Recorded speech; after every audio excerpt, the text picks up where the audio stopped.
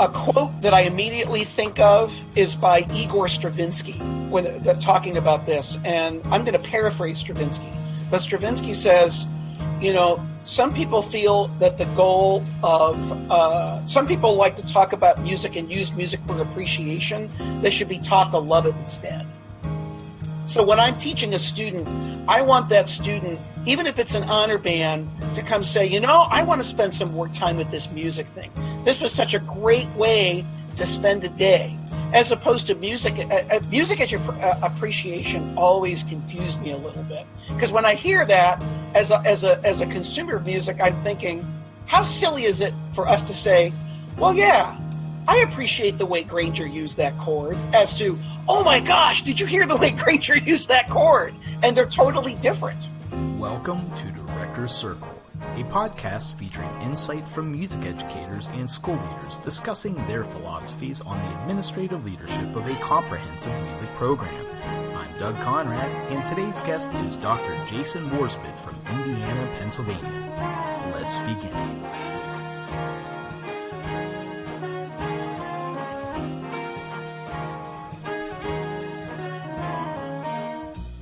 Hello, friends, and welcome to Director's Circle. I'm Doug Conrad. Thank you so much for listening.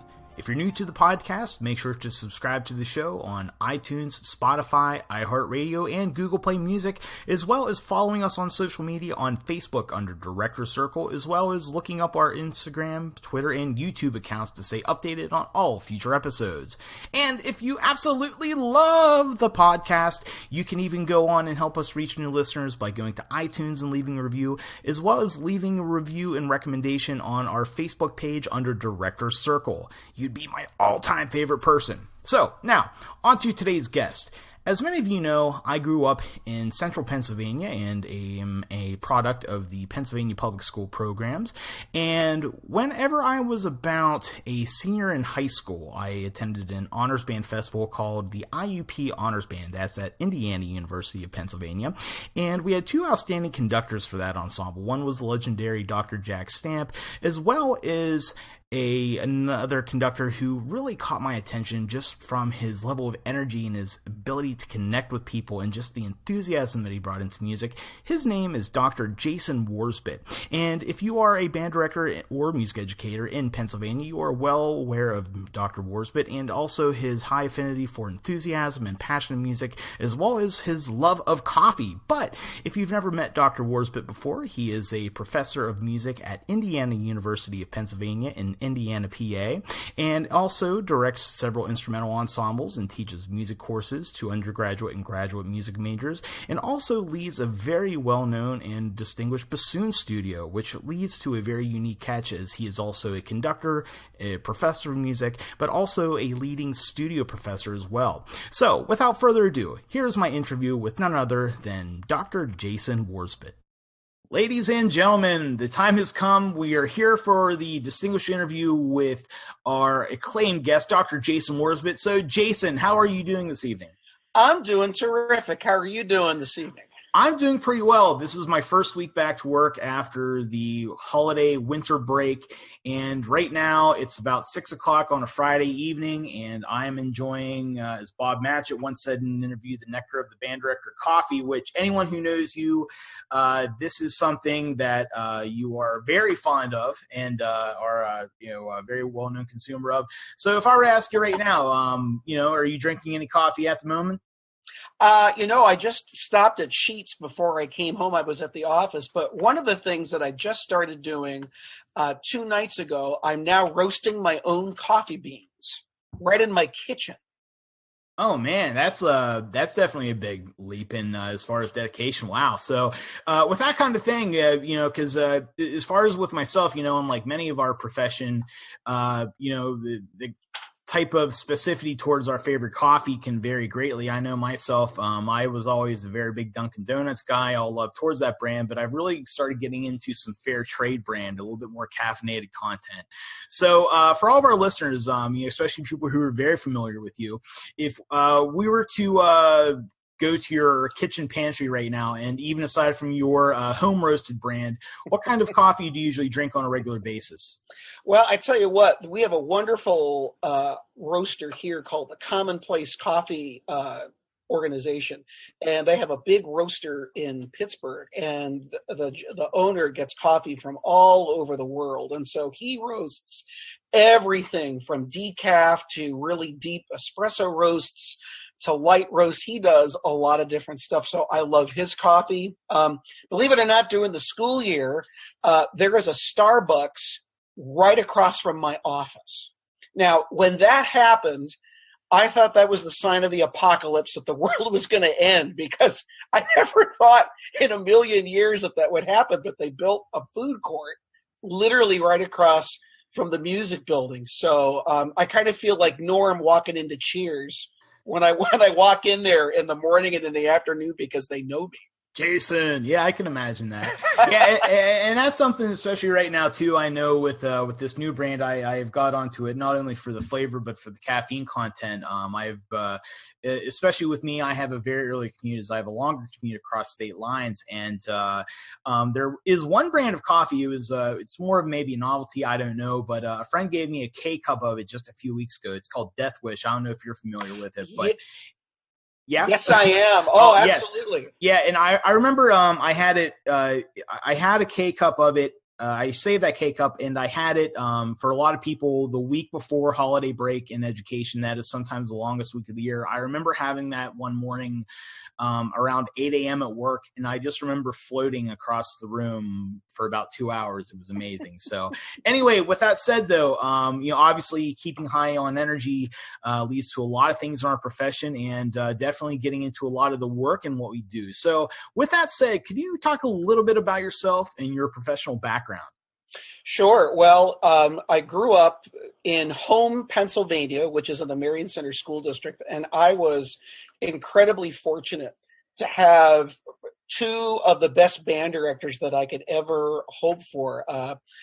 Ralph Cribbs was the band director at the elementary and the junior high school, and Keith Bloom was the band director at the high school, and both of them were just very different people, very different in their approaches, but the way that they worked together created this fabulous band program. And being around them for as long as I was really inspired me to become a music educator. So I went to IUP. I got a degree in music education with bassoon as my major instrument. And when I was a sophomore, we got a brand new director of bands by the name of Jack Stamp. And when I met Jack Stamp, that pretty much changed my professional life forever, because from the first moments that I saw him on the podium, I thought, I have to do what he's doing in some way, shape, or form in my future. And so Jack was so kind to me. He took me under his wing. Especially during my senior year, he was able to take private conducting lessons with him, and he let me rehearse a piece with the symphony band. So that was just incredible. I had an amazing bassoon teacher that literally started me from scratch when I was a senior in high school. His name is David Borst. He's 87 years old. He still is playing and sounds terrific. So just those two mentors at IUP were just amazing. I then had the incredible opportunity to audition for Eugene Corporon, and he was looking to move from the Cincinnati Conservatory to the University of North Texas. So my first year at North Texas was his first year at North Texas. So I did a master's in wind conducting with Gene, but I had the bassoon teaching assistantship, which was really interesting. So I did as much bassoon playing down there as I did conducting. Once I was done there, Gene asked me, did I want to stay on for a doctorate? And I said, well, sure. So I completed a year of doctoral study in conducting, but then the strangest thing happened. A bassoon job came open at Morehead State University in Kentucky. And I hadn't really entertained getting a bassoon job. I was kind of slanted. I really wanted to become a college band director, but everyone there, including my bassoon teacher at North Texas, really encouraged me to look at the job. And I put together an audition tape. I got an interview. I got the job. So I ended up switching my degree in midstream to do a doctorate in bassoon. Well, I was only at Moorhead for less than, I think, a month. And my bassoon teacher at IUP called me and said, I'm retiring this year. So I applied for the job at IUP as the bassoon teacher, and I got it. And I'm finishing my 22nd year. So if I hadn't have switched my doctorate, I wouldn't have gotten the job at IUP. And one of the great things was that since Jack was still there, he let me start conducting the third band, the concert band. So I've kind of built, and I never imagined this was going to happen when I kind of got into all this. But somehow I've had this hybrid career, which has just been incredibly worthwhile, and I'm really lucky to be doing what I'm doing. Yeah, that's certainly remarkable, and we'll definitely talk a little bit later too in the podcast about your dual role as a studio instructor as well as a conductor. But I want to take a step back. You really caught my attention on something you had mentioned about. So you actually started playing the bassoon your senior year of high school, from as you said, like from scratch or square one, correct? That's correct. Yeah, I had been, I was a clarinet player, and I had always kind of had this interest in the bassoon, but never really had the opportunity. And then one of these fateful meetings occurred. My father taught at IUP in the counseling department, and one Saturday afternoon, we hosted a party for visiting faculty from foreign countries. And on this same committee was the bassoon teacher and his wife. And so I still remember meeting Dave Borst and his wife in my basement. We met them in my basement. And so I introduced myself, and I said to Dave Borst, I have this real interest in starting the bassoon. And his eyes got big, and he said, well, why don't you come by next week and we'll get started? And that's exactly what we did. Wow, that's pretty remarkable. And just to have it start just in your basement as well, that's a pretty remarkable story. So we're actually going to take a tangent here real quick from our original itinerary of questions, but that's a really unique situation. And I know especially in the band realm, finding a bassoonist, or at least that type of student. I mean, in your situation, that sounded like a very unique set of events that led to a very established career. But sometimes, even in the realm of public school band directors, it can be sometimes hard to find maybe that right kid to, really take the time to learn the bassoon, to do it at a proficient level, where sometimes I remember like in college, they were talking to us, when you try to find that right kid who is a bassoon kid, try to think of that kid that might be a future aerospace engineer or something like that, So if we were to say, on that kind of topic, just while we're talking of such a specific thing, if you had any advice on maybe for band directors that were looking to match a kid to a bassoon, or trying to recruit the bassoon player to get them hooked on that thing, which obviously that instrument carries a lot more of a challenge at times versus other instruments. Do you have any words of advice on that type of way to maybe go about finding the right student or helping a student thrive and get hooked from that very first instance? Absolutely. I think one of the things to remember is that you do not have to be a woodwind player or have a woodwind background to be a successful bassoon player. I have started brass players, woodwind players. Interestingly enough, some of the best success I've had starting bassoonists are collegiate voice majors.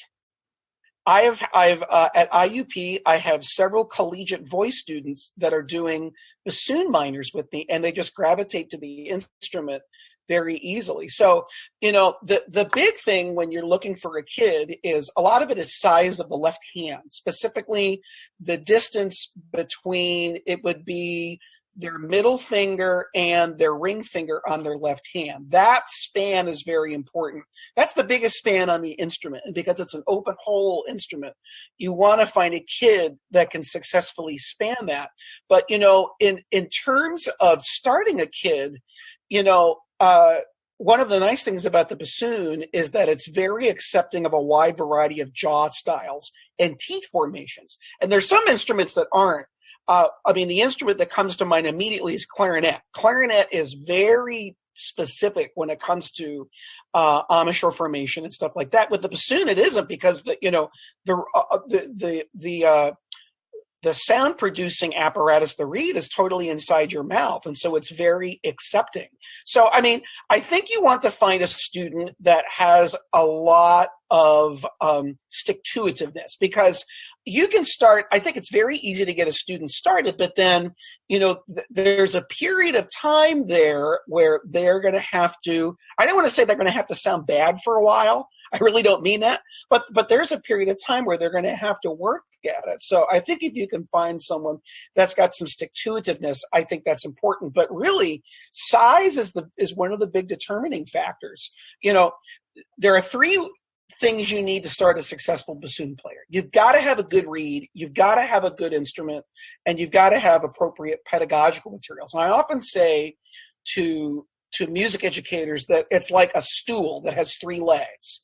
Well, if a stool has three legs and you knock one leg out, well, the stool immediately collapses. Well, that's what happened with bassoon. If one of those legs is gone, bassoon playing becomes really difficult. If you don't have a good reed, you can have the best bassoon in the world and the most appropriate pedagogical materials, but nothing's going to happen.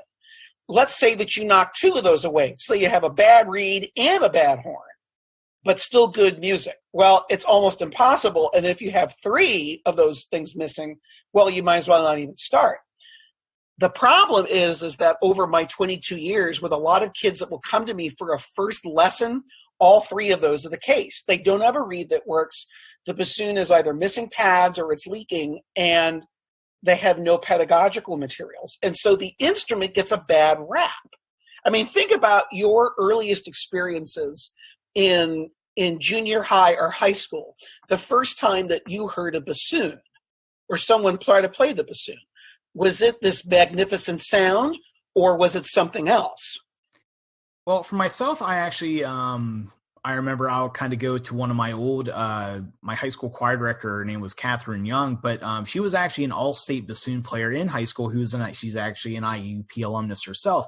But anyway, I remember her always kind of joking about, the first 2 years of anyone on bassoon, she described it as the belching bedpost. So sometimes, it's that type of sound that you maybe acquire into. So exactly, yes, it would be very much in that circumstance.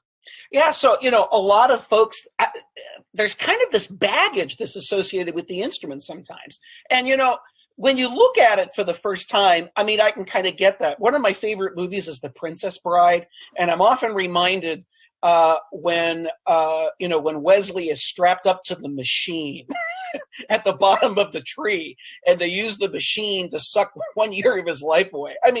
You take a look at the bassoon, there are all kinds of keys that the thumbs have to play, and you got the reed and the vocal and all that. But really, it's no more difficult to get a kid started on a bassoon than it is on a clarinet or trumpet or any other instrument. You just got to have good equipment and just a couple of key things to keep in mind to get a kid started. So I would encourage band directors out there to try it and not let some of the idiosyncrasies of the instrument kind of make them afraid to try it. Because when you get a really good bassoon, or a good low reed section for that matter in a band, any band director will tell you when you have a really good reed section, it changes the color of the band significantly. For sure. And to talk shop specifically on one more topic of bassoon, because I know one big thing in a lot of undergraduate music ed curricula or curriculum, whatever it may be, there will be that bassoon methods class, or whether it's like a woodwind methods. And, one of the big things that is always stressed across is with double reeds in particular is that often buying a store brand or whatever you may like the big brand of bassoon reed is sometimes avoided. The usual advice would be, hey, try to find like a local teacher or a local college professor who can make reeds and order from them. But applying that, because one thing I have found in a circumstance, being a teacher in a rural area where I really don't have, like within my local community, a bassoon professor or player or even another band director who might be a bassoon specialist who can make the reeds. Do you have any advice on somebody who may be in that type of situation where if I am not in a town close to like a collegiate music school or maybe a bassoon player that's local that could make a specialty reed to meet the needs of a student, maybe ways of obtaining reeds like that, or the next best thing versus maybe trying to get I think in my collegiate class they called them like the Walmart brand reed, if you will. But do you have any advice on ways to go about that if I don't have somebody in town, but at least still to acquire something that could help a student best? Absolutely. I think one of the best made commercial reeds that are readily available are from the Jones Corporation. And I would get a Jones medium soft reed. And they're pretty available from quite a few vendors. I would get a medium soft. For a beginning student, the soft is just a little bit too mushy. I would go with a medium soft reed. And one of the things I've discovered on my travels really across Pennsylvania as I've worked with bassoonists, that the students that have those reeds, by and large, they work very well. They play almost out of the box, or they just really require very, very simple adjustments. I would also check if I was going to name some vendors. I don't get a kickback from any of these people, but I would check Miller Marketing is a good place to look. I would check at Forrest's Double Reed. I'd look at Midwest Musical Imports. Those are all great places that have bassoon reeds, and they have lots of knowledgeable people there that if you call them up and look for something specific, I think they'd be very, very helpful to you. The double reed world is very, very small. And what you're going to find is that the people in it are just incredibly friendly. They want, oboists and bassoonists to succeed. And, to quote my oboe colleague, Stephanie Calder, the reed controls the player's sanity. It pretty much does. I sometimes tell people, in my one hand here, I have a $5 piece of cane that I worked on. And then in my other hand, I have a $17,000 instrument. And I can tell you which one I worry about the most. And it's not the $17,000 one. For sure. So now to talk about a little bit about your work at IUP, could you talk a little bit about the ensembles and courses that you oversee and teach? Well, it's interesting. When I started there 22 years ago, I was teaching a lot of woodwind pedagogy. I did class woodwinds. I did a lot of the freshman ear training and freshman theory. And over time, my load has shifted somewhat to where I'm still doing freshman theory, but I'm also doing a lot of the conducting curriculum. I've observed student teachers. I conduct the second band now, which is a lot of fun. And just a couple semesters ago, I actually taught a band repertoire for the school band class as a special topics, which was just an absolute blast to teach. And then, of course, I have the bassoon studio in my studio class as well. So the variety I actually really, really like. In fact, I will tell you, one of my favorite things to do is teach freshman theory.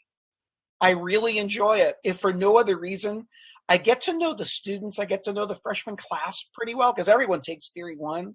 So I really do like the diversity of what I do. I think it keeps me interested. It keeps me on my toes.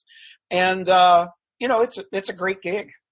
Yeah, and that's really unique in your circumstance to hear about the wide breadth of topics that you instruct. It's very comparable as if you were a active in a high school band director position where, there is an ensemble component. There's what you could say of a general music or theory component, as well as some private instruction. So it's really cool to hear all of the wide array of topics that you teach. And to talk a little bit now specifically in your role as a conductor, one of the biggest things that goes into any realm of a music director is the evaluation and selection of musical repertoire. So can you talk a little bit about your views on repertoire evaluation and selection for your groups at IUP? Sure.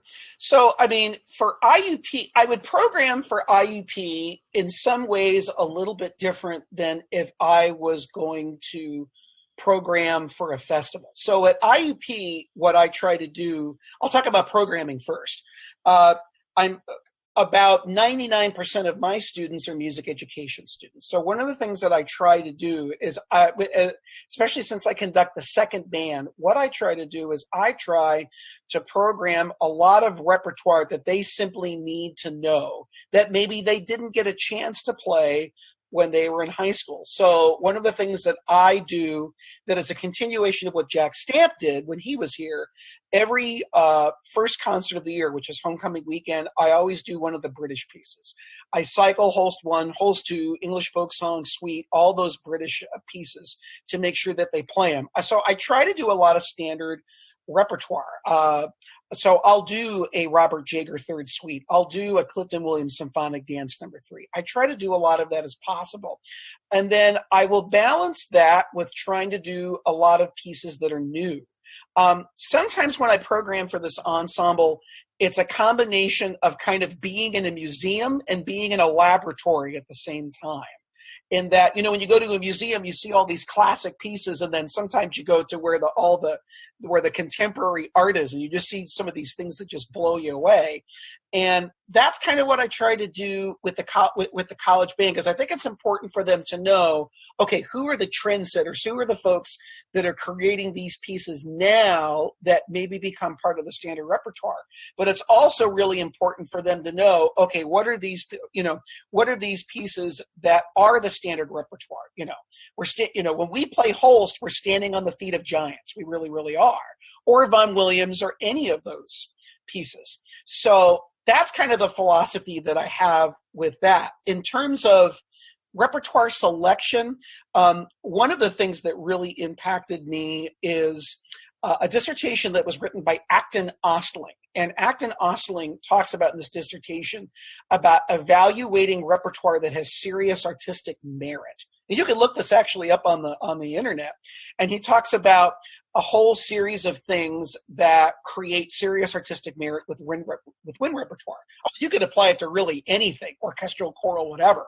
So when I look at things, I like to see kind of what the formal design is. I like to see what their musical language is, specifically, how do they use harmony? How do they use melody? What is their rhythmic structure? Like, what are the timbres that they like to investigate? How is this piece going to fit the ensemble? Is it going to further their education? There's been this big question recently that's kind of circulating around music education. Are we using music to build a better band, or are we using a music to build better people and better educators? And so for me, I guess every time that I put something in front of the symphony band, I'm only going to put things that's going to contribute to their growth. Bob Reynolds has this great quote that, and I'm paraphrasing here, that says, with all of the wind repertoire, let's say for a concert, I put 4 pieces in front of the IUP Symphony Band. Okay, well, that also means that I rejected about 3,000 others. And I better have a darn good reason for the 4 that I picked, as opposed to the 3,000 or so that I rejected. And so that's another thing. I think it's really important as conductors that we hold ourselves to that standard. We need to seriously believe in the intent of the composer that we're putting in front of these students. Otherwise, we become musical charlatans if we don't. Certainly. And I liked how you talked about, too, if you could elaborate on the topic of programming for an honors festival. So for anyone who is not so familiar with honors ensembles in the Pennsylvania realm, it'll be whether a lot of counties will have their own county band, or through the PMEA circuit where you have everything from a district band to a region band to an all-state band. Could you even talk a little bit about your process of how you might go about programming for an honors band? Like, let's even say if it's going to be the Indiana County High School Honors Band versus programming just for a normal high school band. Are there any special considerations you make for that type of circumstance? I do in some ways. So a couple of things. I like to look at the length of the festival. Is it a one-day festival? It is a 2-day festival. It's a one-day festival. You've really got to be careful about, number one, the difficulty of the music that you pick, but you also have to be careful when you get into the rehearsal process to make sure that they have some gas left for the concert at night. What I like to do very often is I love to take a look 3 years in the past and see what they've played, just to kind of get an idea of the repertoire that's being programmed. Then one of the things I also like to do is to get a recording. And so kind of by listening to a recording and looking at the repertoire, I get a pretty good idea of what we'll be able to accomplish. And I will tell you, I sweat over whether the music is right up until I hear that first downbeat.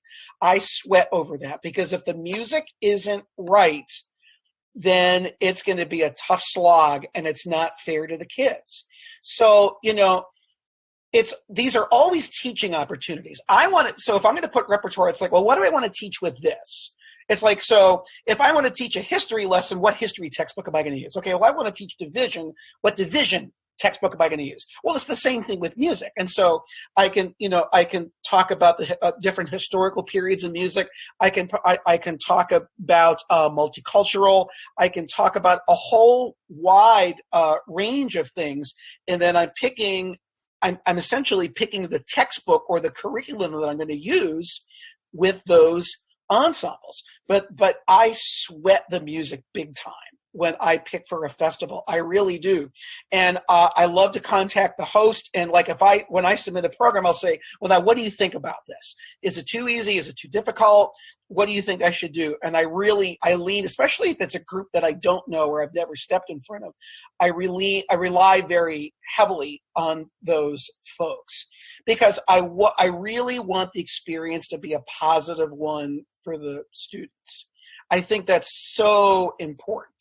This is not an opportunity when you get an honor, and it is an honor, by the way, to conduct an honor band. It really is. I've never taken any invitation for granted in 22 years. That's one of the best honors that can be bestowed upon a teacher.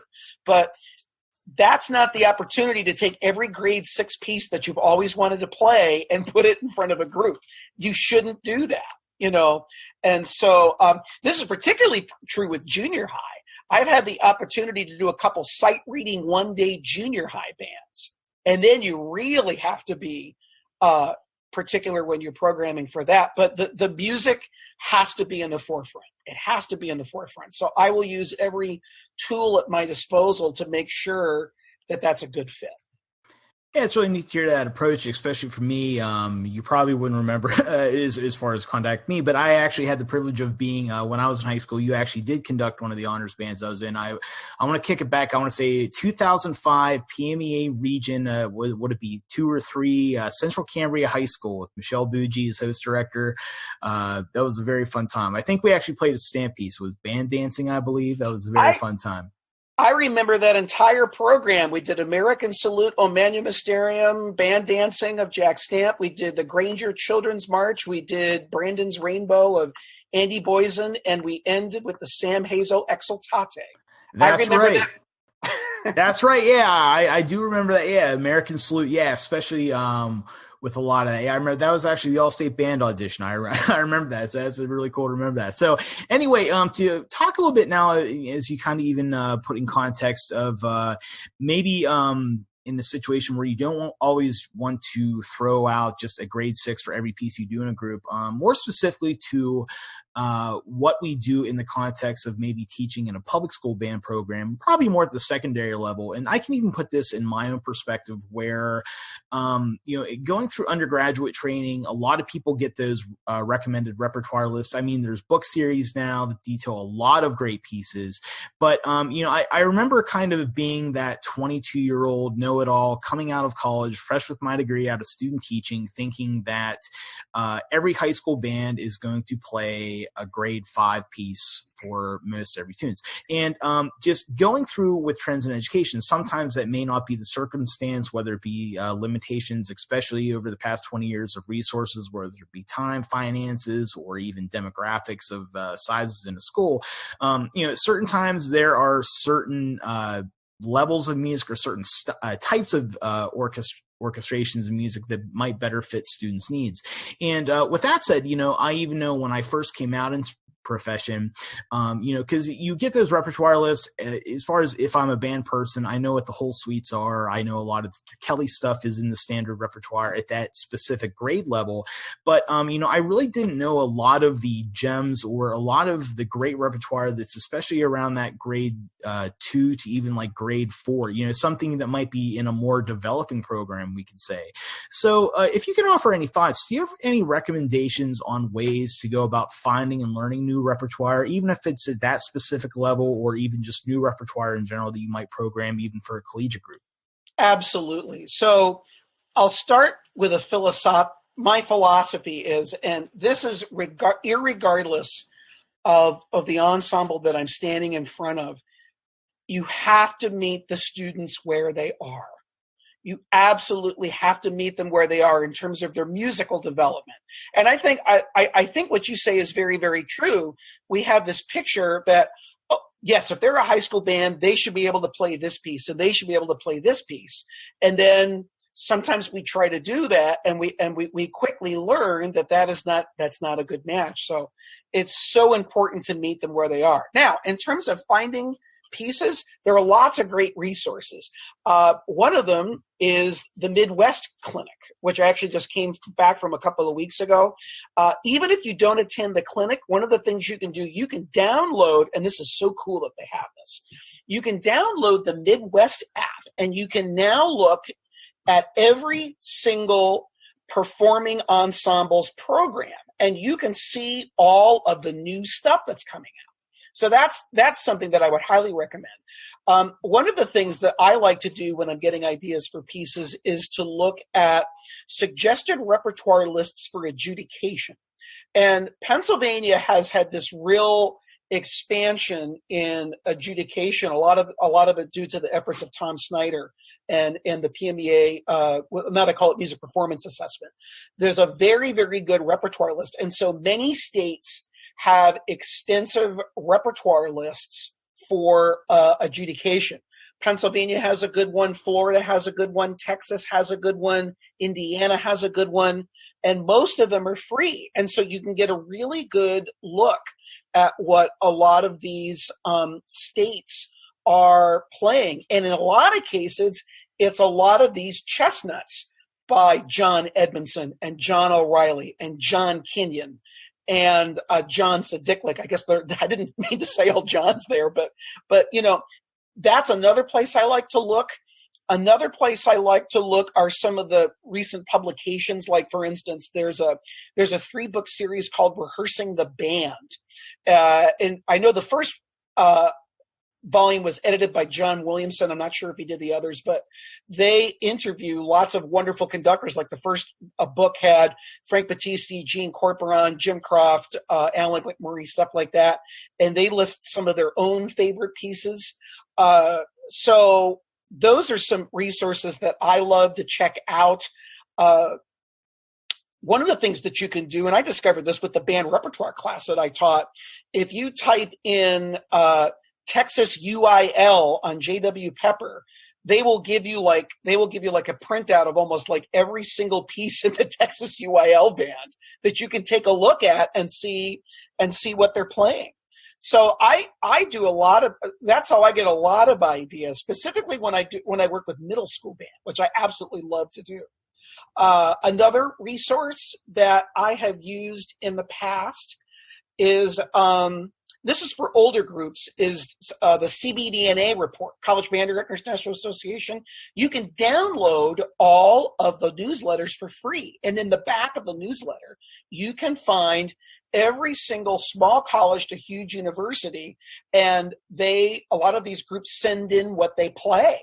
And and a lot of those lists have wonderful new pieces that I know I haven't heard of. So that's another resource that I use. Yeah, it's really cool to hear a lot of those different sources, and especially I know on J.W. Pepper, especially over the last 2 years, they've been really updating a lot of this state list as well that makes it very accessible to find a lot of new ideas when you're starting to program. So one last question then on programming, we touched on a little bit, is the quality of music we perform. So as far as quality in music, I know you talked about a lot of specific things like harmonic content or rhythmic content, but even if you were evaluating what we just will blanketly say is quality in musical repertoire, whether it be for a 7th grade band or a high school all-state honors band, does your definition of quality change, or what do you try to think about when you think about quality in musical repertoire? There was this wonderful book that came out when I was a college student, my senior year, I think it was 1992, by Stephen Covey. And the book was called The Seven Habits of Highly Effective People. And I remember I had to read that book for a class. And the first habit was begin with the end in mind. So what I try to do when I'm programming is I'm thinking, okay, let's say that I have a student that's let's say I was a middle school band director and I have kids grades 7 through 9. By the time they leave my program, what do I want to take with them? What do I want to take with them? And a lot of it, I think, is just importing the love of music. I just think that's so important. From a more technical standpoint, I think tone production, I think, is very important. Rhythmic independence, I think, is incredibly important. In fact, that's one of the things I notice in some of my private teaching when I inherit private students, that rhythmic independence seems to be a little bit more of an issue than maybe it was 10 years ago, and I really have no idea why. A quote that I immediately think of is by Igor Stravinsky talking about this, and I'm going to paraphrase Stravinsky. But Stravinsky says, some people feel that the goal of some people like to talk about music and use music for appreciation. They should be taught to love it instead. So when I'm teaching a student, I want that student, even if it's an honor band, to come say, I want to spend some more time with this music thing. This was such a great way to spend a day. As opposed to music as your appreciation always confused me a little bit. Because when I hear that, as a consumer of music, I'm thinking, how silly is it for us to say, well, yeah, I appreciate the way Granger used that chord, as to, oh my gosh, did you hear the way Granger used that chord? And they're totally different. So I want to turn a kid on to music, so they just absolutely have to have it. Think of how many kids, and by the way, I include myself in this because I've been teaching long enough now. Think how many kids that leave our program and then they don't pick up their instrument anymore. Oh yeah. And I always wonder why that is. And Craig Kirchhoff has this wonderful saying. I wonder how many kids I've lost on my watch. And I think about that. Especially in the general student population, like at IUP, one of the things that we're always pushing is to get non-music majors to play because it's just such an important part of being human. And sometimes that can be a difficult thing. And I'm thinking, okay, what didn't we do when they were in high school or junior high? What is it that we didn't do to hook them into this and show them that this is something that they just can't live without? So to now talk a little bit about, especially pertinent to your role at IUP, another thing, as I had previously mentioned, is unique to your position, is that you kind of lead a dual life in a way where you are an active conductor, but also an active performer and leader of a private studio. So can you talk a little bit about your career as a conductor as well as a private studio instructor and how you kind of balance those roles in your professional life? Well, when I figure out how to do that, I'll let you know. It's, I guess I'm fortunate with the playing responsibilities that I have, that they're pretty predictable. So, I'll know a year in advance, okay, I have these dates with this orchestra. I've got these recitals coming up. I have these other performances. So I really try to plan as much as I can in advance. Like for instance, I have a concerto performance at the end of April with the wind ensemble here. I'm starting to learn that now, so I'm not cramming towards the end of April. And then of course, it's always important for me to stay in shape. So, when I try to, demonstrate something for one of my students, that I don't sound like a complete klutz when I put my instrument together. So there's part of that. And then the same thing is kind of true with conducting as well. One of the nice things about getting older is that I've got enough repertoire under my belt that I can now start to recycle some things, both with the college band and when I go out and guest conduct. So I'm not spending as much time maybe in my early days where I was spending all hours of the night studying scores. There have been occasions sometimes when I've gone out to do a festival, particularly orchestra festivals, which I love to do, but don't do a lot. And sometimes I've had to learn all new music, and that takes a long time to do. It's exciting. It's scary as all get up, but it's exciting. So I just really try to plan ahead. But I got to tell you, I don't think I'd want to do one without the other. I like I said, I am so fortunate to do what I do. And I think one informs the other, particularly in my bassoon teaching. Because like I said, I have mostly music ed majors. So, when I'm trying to make a point in a bassoon lesson, I could say, well, if you were an ensemble instructor, this issue that we're having maybe with this passage would be something you would find exactly in a large ensemble setting. And then the inverse happens when I'm in front of a band and there may be an issue with breathing, articulation, intonation, whatever. The two kind of feed off of one another. And so I'm very, like I said, I'm just very, very fortunate to be able to do both. Yeah, and it's really cool to hear that how they both influence each other in your career. And I know you had mentioned, especially as you acquire more wisdom and more years of experience in what you do, having the luxury of being able to reuse material or music that you have learned or studied in the past to be able to use that.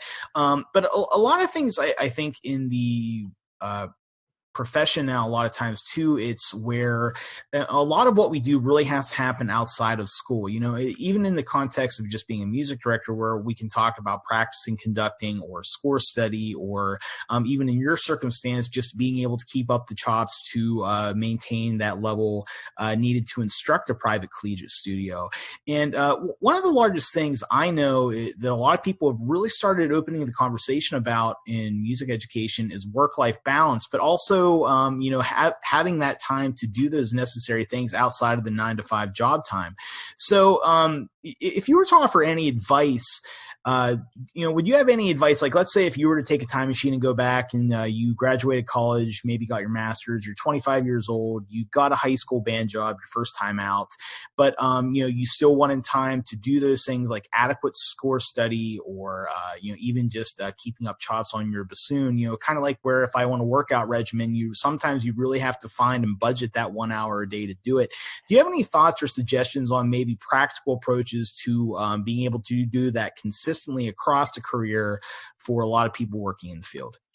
Wow, what a great question. And I tell you what, early in my career, I was absolutely awful at that. I was to the point where it actually cost me several relationships of women that I were dating. I was not around as much as I probably should have been. And quite frankly, it cost me quite a few relationships. So I'm very sensitive to that. And it's tough. I will tell you that one of the things that really helped me is when I got married and then when I had a son, because that completely reprioritizes everything. It really, really does. So for me, that's been a great equalizer. But even in my single days, I mean, I can remember I just tried to find time to do it, because those are the things that are really going to get you through some of the tough times. Is you have to find time to feed yourself. You know, they always say in the airplane, put your oxygen mask on first before putting mask on others. It's kind of the same thing.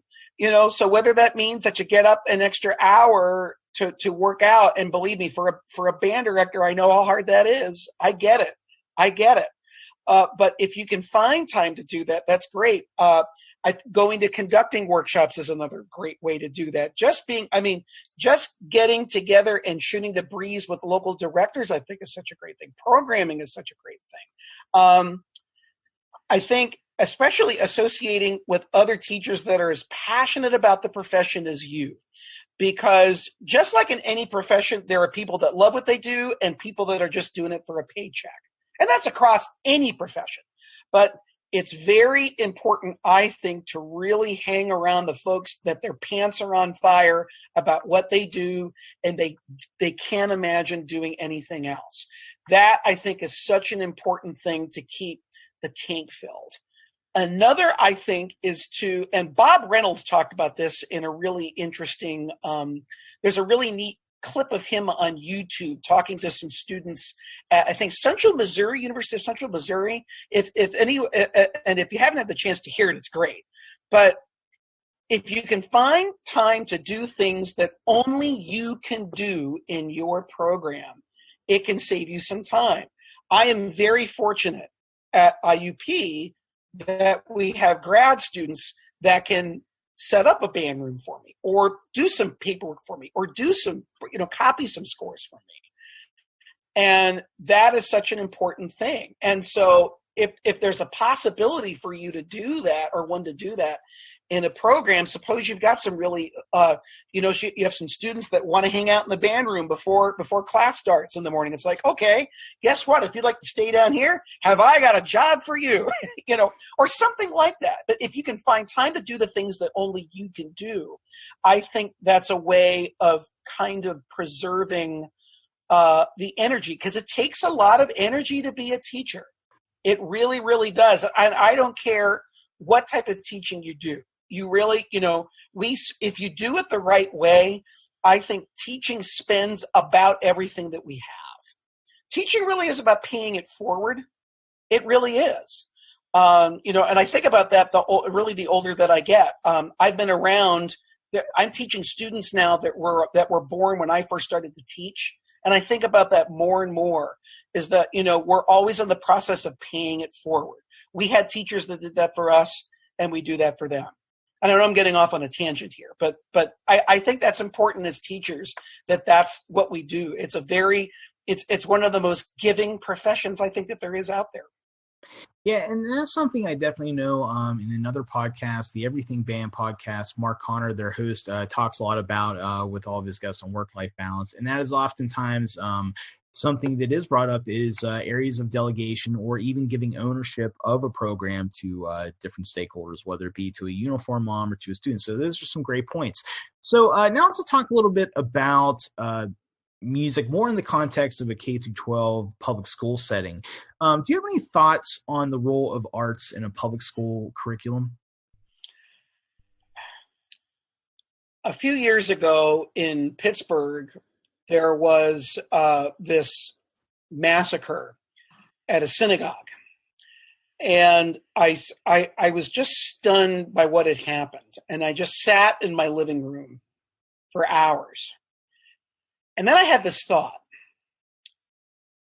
It's obvious that the person that committed that crime, or any crime of mass destruction, never participated in an arts program. Because if you're in an arts program, you know what it's like to create. You know what it's like to collaborate. You know what it's like to support one another. folks that do that it is not possible for them to destroy. It is in my humble opinion, it's the only instruction in humanity that they are going to get in a school setting. Now, we can get into a big discussion about should a school be teaching values? Should a school be teaching ethics? But I think humanity is such a universal thing that I really don't see, really an argument with that. But, students that participate in an arts program get a basic education of what it is to be a person, to interact with one another. They learn how to go out and be productive members of society. That's what the arts teach, and nothing else teaches that. And I wonder, one of the things I wonder and especially in the last couple of years in Western Pennsylvania, where there have been a lot of economic problems in education, as they start to get rid of the band director and the art teacher and the theater teacher, did those folks who are making those decisions, what type of an experience did they have when they were in school that they are just automatically willing to jettison this? Did we fail them? Did we not reach them? And I would say yes, because they're making these catastrophic decisions of eliminating what is going to make a person a human being. I mean, if you think about, music teaches empathy. It teaches support. It teaches family. A band is family. Music is family. I had this very interesting experience about 2 years ago. I had this was an unbelievable opportunity to adjudicate bands at Boston Symphony Hall. And one of the things that we did at the end of the session was each adjudicator got a chance to work with a band. So I had the last band of the day. And I noticed they were from the state of Connecticut. Oh, great. Okay. And they played really well. In fact, they played one of my favorite pieces. They played the William Latham III Chorale Preludes, which I absolutely adore. And so it was my job to work with the band. And so I went and I worked with the band, and they were playing so great. And I thought, this band is playing so well. Let's talk about what music means. And we talked about the importance of music in the community and family. And I looked over and I saw that the band director was starting to cry. And I thought to myself, well, either this clinic really isn't going all that well, or there's something more that's going on here. Well, when I went back to my adjudication station and grabbed all my things, I looked to see where that band was from, and they were from Sandy Hook, Connecticut, where the school shooting happened in 2012. And I didn't know that. And so all of a sudden, how the students were reacting when I said, is band family to you? They all nodded in agreement, because that was one of the things that enabled that community to make it through that horrific time. It just, it really, they leaned on music. They leaned on the arts. And I'll never forget that. It was one of the most bizarre experiences that I've had as a conductor, but it just reinforced what music does. Yeah, that's a remarkable story. And kind of what you talked about, too, is with the role of music in a public school curriculum, especially with its importance, but also with changes we could even say over the past few decades of whether it be just through having an instructor in the school, but it can also maybe be tied down in certain ways, whether it be in resources of finances, or even a lot of times now what you'll see, especially in music, is even just a limited time in classroom instruction. And a lot of the challenges can be whether, there's a lot of debates on each side of the fence, whether, certain classrooms may be more important than others due to variables like standardized testing or the like, which can lead to certain circumstances. I know I've met people before in other states that have had sometimes even if they were a music director, they might even only have on average 1 hour of instructional time a week, to where really what you can do to connect with students to make meaningful moments happen is very limited. So even, if we were to talk about advocacy for a minute in with meeting those real world challenges right now in our profession, is there anything you could say or recommend maybe to advocate more for music and its importance of really being a thing that should be a daily supplement to the educational experiences of students, and rationaling its importance to all students, or not, or we can even see specifically even just to music students? Absolutely. One of the things I think that administrators and people in positions of power forget is that music is the only academic subject. And notice I didn't say activity. Music is the only academic subject that combines every other academic subject. Music talks about history. It talks about science. We discuss foreign languages. I would say that every single academic discipline is reinforced through the arts, in particular through music.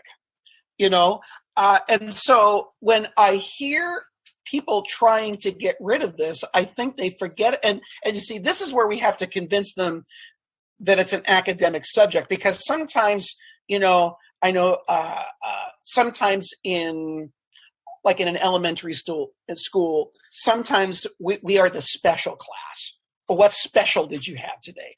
Not what academic subject did you have today? What's special?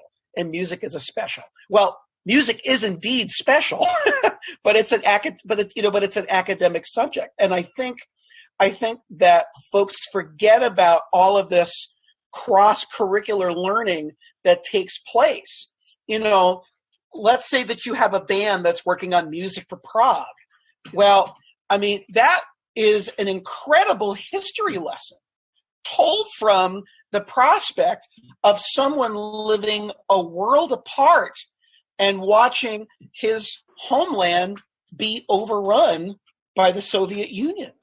It's just or if you take a look at the Book Pitch Symphony No. 1, where you hear this old church in the city of Dresden just be destroyed by bombers, and you hear these people screaming in the church.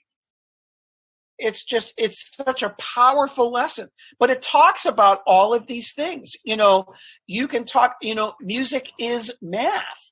You can talk about, when you talk about intonation, when you're talking about different tuning systems, you're talking about math, the way you use air, the way you use velocity with a stick, the way you use different types of sticks. That's all related to the physics of sound. It really duplicates, literally level for level, I think, just about any academic subject that you can find. And so that's one of the big arguments that I make. And then here's the other thing. If you take a look at the standardized test scores for students that are participating in a music program, you see that their scores are higher.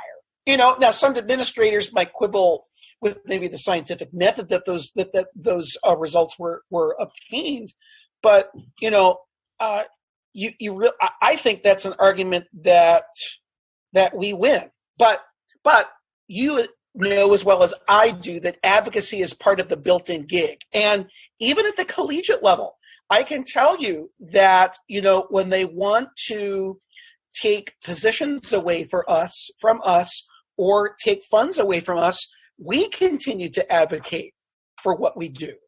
And so it's happening everywhere.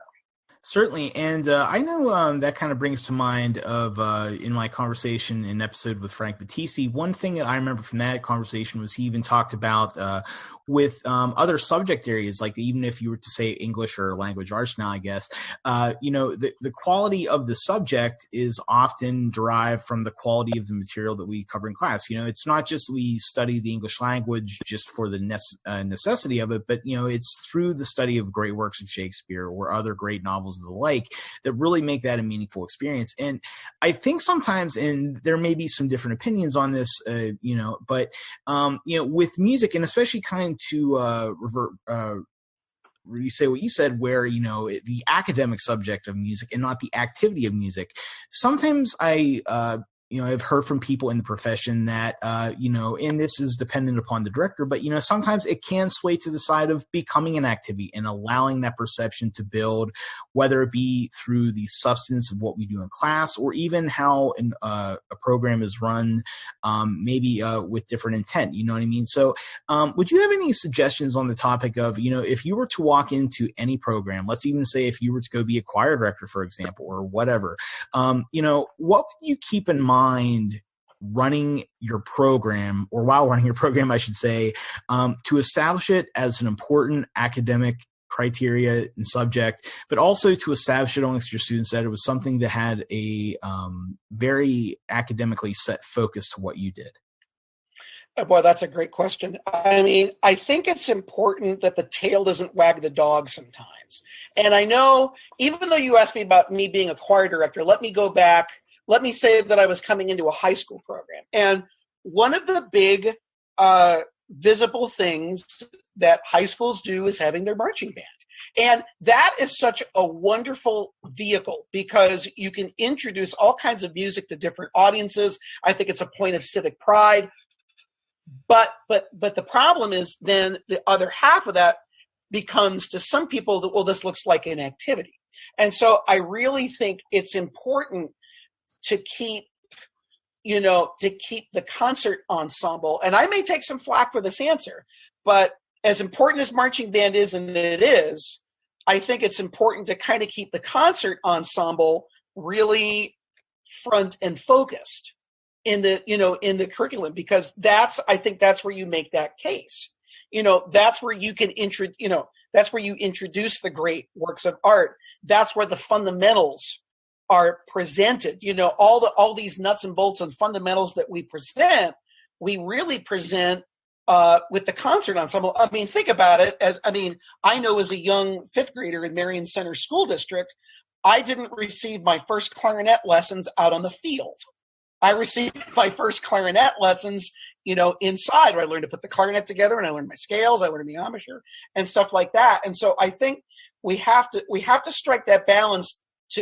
Yes, we want the ensembles to be visible. We want the program to be visible because that will create support for the program. But I really think it's important that the concert part of that, if you want to call it the indoor part of it, for lack of a better word, that steers the ship. Because if the tail wags the dog, I think that's where we can get into trouble a little bit.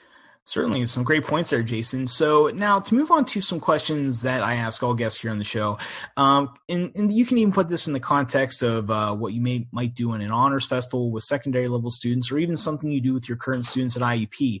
Could you talk about one or two of your favorite rehearsal tactics? One of the things I love to do is to do a silent rehearsal where I don't talk for a whole hour or hour and a half or whatever. I remember clearly about 11 years ago, I was getting ready to rehearse a county band. I won't say where. I was getting ready to rehearse a county band. And these kids had been in testing all day. And these kids came into the auditorium and they needed to cut loose. And I mean, they were running around the auditorium. I think they were carrying kids on their shoulders. I mean, it was like bedlam as they're coming into the auditorium. And I thought to myself, I have got to do something that's going to get these kids on the same page, or we're not going to get much done tonight. So I did a silent rehearsal. For the first hour and a half, I didn't talk. Now, you got to know the music really well, but it really got everyone on the same page. And it really, for me, it stretches me, because if I don't know the music really well, I can't do that. And then from a gestural standpoint, you have to be really creative to get some points across. So that's something that I like to do. I with some pieces, if I can take students out in the audience, particularly for something sonically very interesting or unique, I think about several years ago, I got a chance to conduct the Ron Nelson Passacaglia on BACH. That's the only piece that ever won all three major band awards in the same year. Well, sonically, that is one of the most interesting pieces that was ever written by a carbon-based life form. And so what I was able to do is take some students out kind of in the audience. It's like, you got to listen to this. And they were just blown away by some of these sounds that Ron Nelson was creating. I've seen some other folks do some really interesting things, like putting the band in a circle and then standing in the middle and rehearsing that way. Another thing that I'd like to try that I've never done is actually reverse the perspective of the band. When you look at a musical score is a mirror image of what you're looking at. So like if you look at the top of the musical score, you have flute and pick at the top. Who's closest to you? Flute and piccolo. What's closest to where you are? Percussion. What's farthest away? Percussion. I think it would be neat sometime to completely reverse the soundscape and just kind of get an idea for, what just so they can get a difference in perspective to what they're hearing, But what I try to do as much as possible is teach the entire piece. So when I'm studying a score, as I'm rehearsing, I'm not trying to fix things. I'm trying to say, well, listen to this. Okay, how can we make this fit this? How does this fit this? What do we need to do? And so that's what I try to do most of all. But Frank Battisti, who's just such a legend, I'm so happy you interviewed him, has this quote, when you go into a rehearsal, I'm paraphrasing. When you go into a rehearsal, are you going to make some music, or is it going to be a drill shed? Are you just trying to get right notes out of them, or are you trying to put some type of context into what you're doing? And so, I think about that all the time, because anything that I am doing for them, particularly as music education majors, for better or for worse, I'm modeling things. And so I really have to be careful about what I model, because I'm well aware that what I'm doing is being perceived by people that could one day be my son's band director. Yeah, and that's a good point, too, and to put it in perspective of just even how we model musically or even what we do in the classroom. That's a really unique point there, Jason. So with that being said, too, you've talked a lot about with your career, even just beginning your studies as a bassoonist in high school all the way through collegiate study with some of the biggest names in what we do, whether it be with Jack Stamp or, with Corcoran, or all the great people along the lines of, with the faculty at IUP and North Texas. So, can you talk about some leaders that have inspired you in your personal and professional career, and what lessons have you taken from them? Sure. Well, I'll start with my parents. I had a very unique upbringing in that both of my parents are in education. My mother is a retired kindergarten teacher, and my father is a retired college professor. So it was a really interesting upbringing, being the child of two professional educators. But put simply, I won the parent lottery. I can't put it any plainer than that. I just won the parent lottery. So, my parents have been and continue to be some of my biggest inspirations.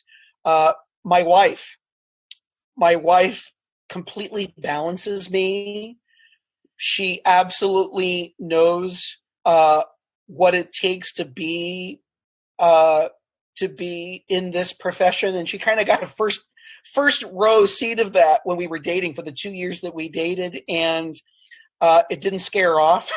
So she knows what the expectations are. So my wife just completely gets me. She balances me. She supports me. Because you just having a life partner like that is just amazing. My son, especially the older that he gets and the older that I get, I become really aware of the way he looks at me and what I do. And I try to become a better person because of him. My colleagues at IUP are just some of the most wonderful people. I can't believe I get a chance to perform with them and teach with them and just be with them. David Borst, my undergraduate bassoon teacher, started me on the instrument is just incredible. I'll also mention my doctoral advisor, my bassoon doctoral advisor, Kathy Reynolds, who just really, with her artistry, just showed me what the bassoon can do. So I could name tens of hundreds of others, but just those people have left such an indelible imprint on me. And I know right away that if I had not been with those people, I would not be doing what I'm doing. And so I am so fortunate that I have had the best teachers. Jack Stamp is my musical father. Jack Stamp is my musical father. I can't put it any simpler than that. He is just a dear friend, and he just took such an interest in me when I was a young student. Gene Corporon, just one of the most insightful musicians that I have ever met. So I'm very lucky. That's the only way I can say it. I'm just very lucky. Now, to wrap some things up, let's say hypothetically, I know you had mentioned that you had some work in your time at IUP as an overseer of music education students that were out in the student teaching realm. But let's say if you were in some undergraduate curriculum, they might call it undergraduate seminar before you actively go out into the schools and student teach. If you were to have a class like that right now at IUP, maybe you have some students that are getting ready to go out there for their spring student teaching semester, and you have maybe your last session or two with them where you walk through any type of topic, just to kind of go over some things that just as a refresher to enter the classroom. What type of advice would you give to them to help their students most thrive? I talk about some of this in my conducting class. We always have to remember that our ensembles in particular are not required of our students. And I think it's really important to give them a reason to show up. We would like to think or hope to think that students are going to be breaking into our band rooms to play whole second suite. But that's not the case. Eventually we hope that's the case, but that's not the case. So I think it's incredibly important to give them a reason to show up. Students don't care that we know how to spell a 5/7 chord. Students don't care that we know the interval of transposition for the alto flute. Students don't care that we know all three stylistic periods of Igor Stravinsky. They just want to know that we care about them. We want to know that we care about them as people. And it's important to build those relationships. I'm trying to remember who said this, and I can't remember who said this quote, that, when students leave a program, they don't leave a program, they leave a relationship. And so it's so important to invest in those relationships. I mean, I think if you talk to any music teacher, they will tell you that probably one of the closest relationships or most, meaningful relationships they had with their high school or junior high band director, choir teacher, orchestra director, whatever. I mean, I think that's almost universal. That's almost universal because that was a relationship that was built. So, I think that's so important. I think it's important when students go out to realize this is not the only thing that they have to do during the day. So building relationships with students outside of the class, with teachers outside of their classroom. Stay out of the faculty room. Stay out of the faculty room to eat your lunch. Go eat your lunch with some other folks. Stay out of the faculty, especially if it's a hub of negative energy. You want to escape that. You want to be with people that are really excited about what they're doing. Get to know the real folks that run the school, the custodial staff and the secretaries. Get to know those folks. Become best buddies with them. Do nice things for them. It's a lot of it is about community building. When you go out and you work in a school, you're building a community, but you're also building a community with the musicians that you want to teach. So you're trying to build, I think, this inclusive community that will support what you want to do, and then when they want to do something, that you will, that you will support them.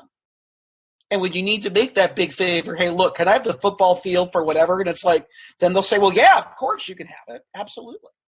So I think it's, you don't want to be an island in, where you teach. And in higher ed, I can tell you that's kind of easy to do, to kind of be kept up in our own little ivory tower.